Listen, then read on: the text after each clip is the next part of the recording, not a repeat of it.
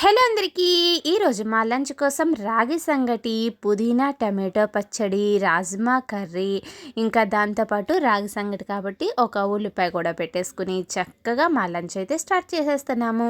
ఈరోజు రాగి సంగటిలోకి మంచిగా పుదీనా టమాటో పచ్చడి పెట్టుకుని తింటే ఎంత బాగుందో, టేస్ట్ అయితే అద్దిరిపోయింది. రాగి సంగటిలోకి ఈరోజు కొంచెం రాగి పిండి తక్కువైంది కానీ టేస్ట్ మాత్రం సూపర్ ఉంది.